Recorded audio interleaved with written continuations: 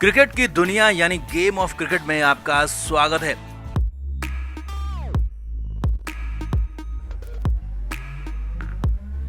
भारत और श्रीलंका के बीच खेला गया मैच शानदार हुआ। टीम इंडिया ने मैच जीत लिया, लेकिन ये जीत बेहद रोमांचक रही और आखिरी बॉल तक मैच खींचने के बाद ही मिली। लेकिन इससे पहले 19वें ओवर में तो भारत की हार पक्की हो गई थी, जब हर्षल पटेल ने पूरे ओवर में 16 रन लुटा दिए थे और उसी ओवर में कप्तान हार्दिक पांड्या के साथ हर्षल पटेल का भयानक झगड़ा भी हो गया। जी हाँ, जैसे ही हर्षल की बॉल पर छक्का लगा तो हार्दिक पांड्या भड़क गए, हर्षल पटेल को बुरा भला कहने लगे और पटेल की बॉलिंग पर सवाल उठा दिए, घटिया बॉल तक कह दिया। जिसके बाद हर्षल पटेल ने भी तीखा जवाब दे दिया और उस पर हार्दिक पांड्या भी चुप हो गए।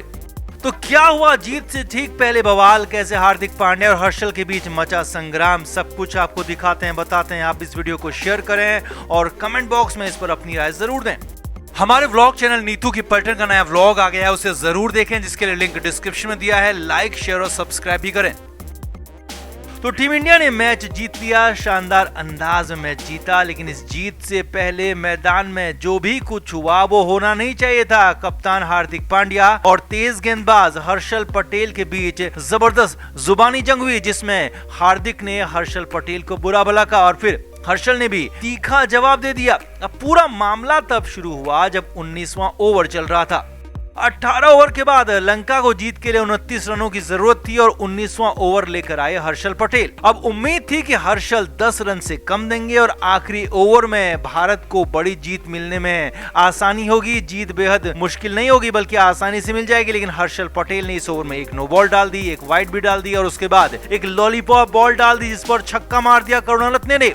अब ये छक्का लगना था कि कप्तान हार्दिक पांड्या भड़क गए, नाराज हो गए। जी हाँ, स्टंप माइक के जरिए हार्दिक पांड्या साफ साफ कहते हुए सुनाई दे रहे थे कि सारी की सारी फील्डिंग ऑफसाइड में लगाई है, सारा पूरा सेटअप ऑफसाइड में, और तू शॉर्ट बॉल डाल रहा है वो भी मिडिल एंड लेग पर, और यहाँ पर लेग स्टंप पर इतना बड़ा रूम दे दिया। अब हर्षल पटेल यहाँ पर चुपचाप कप्तान की बात सुनते रहे और हार्दिक पांड्या भी बोलते रहे। इसके बाद भी हार्दिक पांड्या चुप नहीं हुए, बोलते ही रहे, कहा कि ये छक्का होना नहीं चाहिए था, हम इस मैच को अब हार जाएंगे और इसी छक्के की वजह से हारेंगे। अब यहाँ पर हार्दिक पांड्या हर्षल पटेल के सब्र की परीक्षा लेने लगे। हार्दिक ने गुस्से में यहाँ तक कह दिया कि ये बॉल बहुत ज्यादा खराब बॉल थी, ये घटिया बॉल थी। अब इस पर हर्षल पटेल, जो कि काफी देर से चुप थे, वो भी नाराज हो गए, क्योंकि छक्का तो किसी भी बॉल पर लग सकता था, लेकिन हार्दिक पांड्या काफी देर से हर्षल पटेल को सुना रहे थे, बोल रहे थे, और ज्यादा ही कुछ रिएक्ट हार्दिक पांड्या ने यहाँ पर किया तो हर्षल पटेल भी भड़क गए और कप्तान हार्दिक पांड्या को तीखा जवाब दे दिया।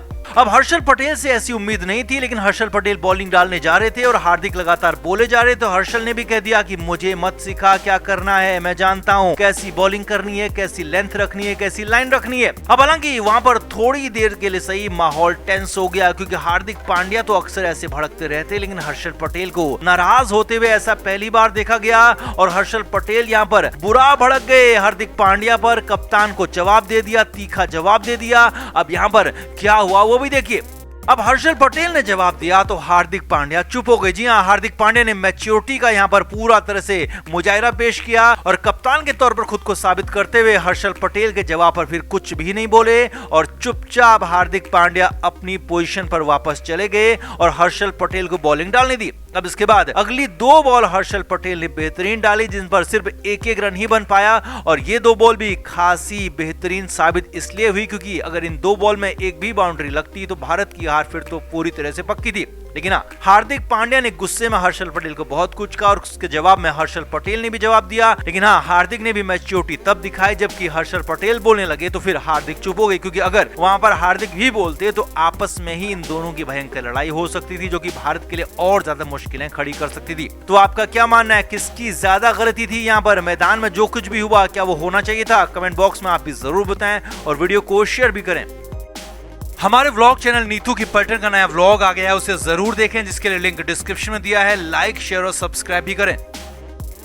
तो श्रीलंका सीरीज के लिए T20 में कई सारे बदलाव हुए हैं। कई पुराने दिग्गजों को आराम के नाम पर बाहर किया गया है, तो कुछ चोट के नाम पर बाहर हैं और कुछ खिलाड़ियों को फाइनली ड्रॉप किया गया।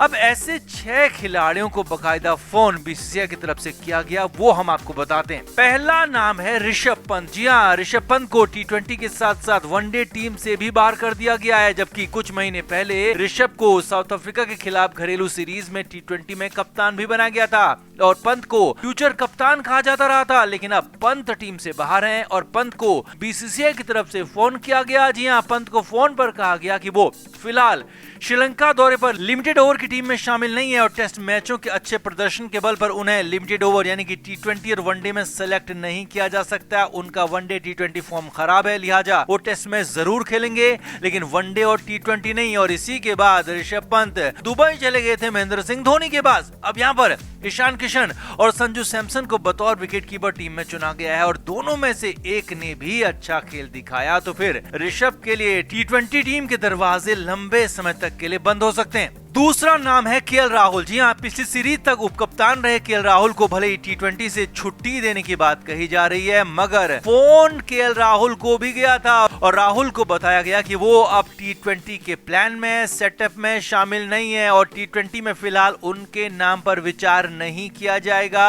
और राहुल के लिए भी हालात ये हैं कि ईशान किशन और संजू सैमसन तो बड़े विरोधी बनी गए हैं और ऊपर से राहुल त्रिपाठी और ऋतुराज गायकवाड़ जैसे टॉप ऑर्डर के बल्लेबाज भी अच्छा खेलते हैं, तो राहुल के लिए हमेशा के लिए टी20 टीम के रास्ते बंद कर देगा। और राहुल का नाम यहाँ पर खासा हैरानी भरा है क्योंकि इससे पहली सीरीज तक राहुल सबसे महत्वपूर्ण खिलाड़ी माने जा रहे थे।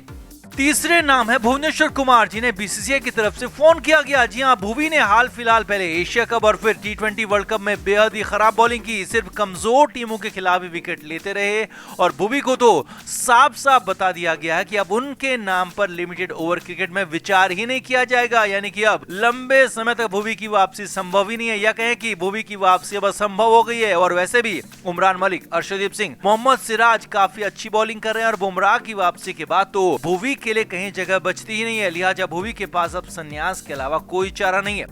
चौथे खिलाड़ी है मोहम्मद शमी। जी हां, शमी को भले ही वनडे टीम के लिए चुना गया है लेकिन टी20 टीम के ऐलान से पहले शमी को भी बीसीसीआई की तरफ से कॉल किया गया और बताया गया कि वो अब टी20 के सेटअप से पूरी तरह बाहर हैं। टी20 के सेटअप में उन्हें नहीं सोचा जाएगा, युवा खिलाड़ियों को मौका दिया जाएगा और इसीलिए टी20 के बाहर, टी20 से अलग वो अपने रास्ते तलाशें। पांचवें नाम है विराट कोहली। जी हाँ, सबसे बड़े नाम, सबसे बड़े दिग्गज, सबसे बड़ा चौंकाने वाले नाम विराट कोहली का ही है और विराट कोहली को भी सिलेक्शन से पहले टीम मैनेजमेंट की तरफ से या कहें कि बीसीसीआई और चयनकर्ताओं की तरफ से फोन किया गया और विराट कोहली ने छुट्टी ली नहीं है बल्कि विराट को छुट्टी दी गई है। विराट कोहली को भी वनडे और टेस्ट मैचों में फोकस करने के लिए कहा गया है। हालांकि टी20 वर्ल्ड कप में विराट ने बेहतरीन खेल दिखाया था लेकिन विराट को अब बीसीसीआई टी20 कम और वनडे मैच ज्यादा खिलाना चाहता है। ऐसे में भले ही विराट टी20 से संन्यास भले ही ना लें लेकिन विराट टी20 इंटरनेशनल मैचों में अब काफी कम ही खेलते हुए नजर आएंगे और ये विराट कोहली को साफ साफ बता दिया गया है और विराट कोहली का नाम यहाँ पर खासा हैरान करने वाला है।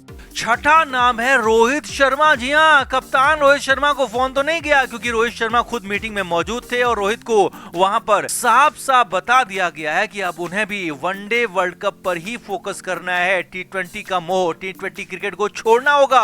हालांकि एक बड़ी खबर ये भी आपको बता रहे हैं कि वनडे वर्ल्ड कप तक यानी कि 2023 नवंबर तक बीसीसीआई की तरफ से कप्तान बदलने या फिर रोहित शर्मा को टी20 की कप्तानी से हटाने का कोई बड़ा ऐलान नहीं होगा, लेकिन रोहित शर्मा को बता दिया गया है कि वो अब टी20 मैच नहीं खेलेंगे और वनडे मैचों में वनडे वर्ल्ड कप पर फोकस करें और तब तक कप्तान भी रहेंगे और वनडे वर्ल्ड कप के बाद ही फाइनली टी20 के नए कप्तान का भी ऐलान किया जाएगा, यानी कि रोहित शर्मा हटाए तो फिलहाल नहीं जाएंगे लेकिन हाँ टी20 मैच भी नहीं खेलेंगे और हार्दिक पांड्या एक तरह से अघोषित रूप से टी20 के फुल टाइम कप्तान बन गए हैं। तो कुल मिलाकर इन 6 दिग्गजों को बताया गया कि वो अब टी20 के सेटअप से बाहर हैं, जिसमें रोहित, विराट और राहुल के नाम हैरानी भरे हैं। तो वहीं ऋषभ पंत, भुवनेश्वर कुमार और मोहम्मद शमी के नाम भी कम चौंकाने वाले नहीं है। इन सभी 6 बड़े दिग्गज खिलाड़ियों को फिलहाल टी20 मैचों से पूरी तरह से बाहर रखा जा रहा है और अब दिग्गज सुनील गावस्कर ने तो साफ साफ कह दिया है कि रोहित शर्मा, मोहम्मद शमी, केएल राहुल और भुवनेश्वर कुमार के लिए अब संन्यास लेने के अलावा कोई चारा यहाँ पर दिखता नहीं है। हालांकि गावस्कर ये भी मानते हैं कि विराट कोहली और ऋषभ पंत अभी टी20 मैचों में वापसी कर सकते हैं। क्रिकेट के हर नए अपडेट के लिए गेम ऑफ क्रिकेट को सब्सक्राइब करें और उसके बाद